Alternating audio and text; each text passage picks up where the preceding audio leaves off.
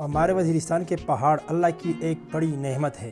یہاں کے چلغوزے کے جنگلات اور دوسرے قیمتی درخت نہ صرف قدرتی حسن کی علامت ہے بلکہ یہ ہمارے روزگار اور معیشت کے لیے بھی ریڑھ کی ہڈی کی حیثیت رکھتے ہیں۔ ان درختوں سے ہزاروں لوگ اپنا روزگار کماتے ہیں اور یہ وسائل ہمارے آنے والی نسلوں کے لیے بھی امانت ہے۔ لیکن افسوس کے ساتھ کہنا پڑتا ہے کہ آج انہی وسائل پر ڈاکے ڈالے جا رہے ہیں۔ وہ لوگ جو قوم کے محافظ بننے کا دعویٰ کرتے ہیں وہیں ان پہاڑوں کی قیمتی درختوں کو کاٹ رہے ہیں۔ یہ درخت صرف لالچ یا کاروبار کی بنیاد پر نہیں کاٹے جا رہے بلکہ ان کو ایک اور جواز دیا جا رہا ہے۔ فوج والے کہتے ہیں کہ یہ درخت سیکیورٹی کی بنیاد پر کاٹنے ضروری ہے کیونکہ ان کے مطابق دہشت گرد ان جنگلات میں چھپتے ہیں، لیکن حقیقت یہ ہے کہ یہ دہشت گرد بھی انہی کے پیدا کردہ ہے، انہی کے اپنے کھیل کا حصہ ہے۔ اصل مقصد دہشت گردی ختم کرنا نہیں بلکہ ان درختوں اور ان وسائل پر قبضہ جمانا ہے۔ دوسری بڑی حقیقت یہ ہے کہ ان کا ہدف یہ ہے کہ وزیرستان کے لوگ اپنے قدرتی وسائل سے خود کفیل نہ رہیں۔ آج اگر نوجوان ان پہاڑوں سے چلغوزے اور دوسرے درختوں کے ذریعے اپنا روزگار کما رہے تو کل کو یہ روزگار ختم کر دیا جائے گا، تاکہ یہ جب وسائل ختم ہو جائے تو یہی لوگ مجبور ہو کر فوج اور حکمرانوں کے ہاتھوں میں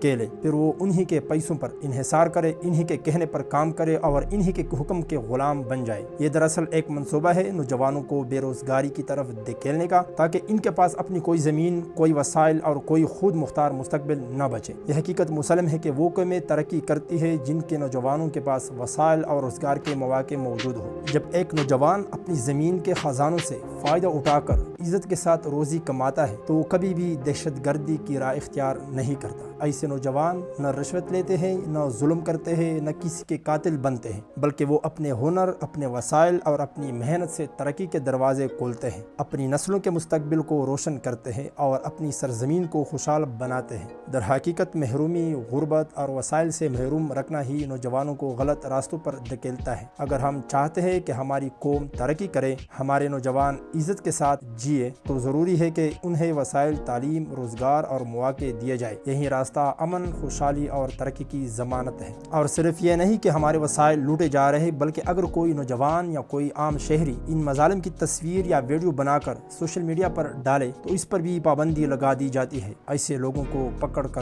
کرنیل اور جرنیل ڈراتے دھمکاتے ہیں کہ یہ سب کیوں شیئر کیا، گویا وہ چاہتے ہیں کہ ہم خاموش رہیں، کچھ نہ کہیں اور ان کے ظلم اور ناانصافی کو چھپاتے رہیں۔ یہ رویہ نہ صرف ہماری زمین اور وسائل پر قبضہ ہے بلکہ یہ ہمارے بنیادی حقوق پر ڈاکہ ہے۔ ہمیں بولنے نہیں دیا جاتا، ہمیں دکھانے نہیں دیا جاتا اور ہمیں انصاف مانگنے کی اجازت نہیں دی جاتی۔ سوال یہ ہے کہ آخر کب تک ہم اپنے وسائل کے لوٹنے پر خاموش رہیں گے؟ کب تک ہم یہ برداشت کریں گے کہ ہماری محنت کی کمائی، ہماری پہاڑوں کی دولت اور ہماری زمین کے خزانے دوسروں کی جیبوں میں جائے؟ ہمیں اس ناانصافی کے خلاف آواز اٹھانی ہے۔ یہ چلغوزے اور یہ قیمتی جنگلات ہمارے ہیں، ان پر سب سے پہلا حق یہاں کے لوگوں کا ہے۔ اگر ہم خاموش رہیں تو کل ہماری آنے والی نسلوں کے لیے کچھ بھی نہیں بچے گا۔ اس لیے سچ کو چھپانا چھوڑنا ہوگا اور اپنے وسائل اور اپنے حقوق کے تحفظ کے لیے متحد ہو کر کھڑا ہونا ہوگا۔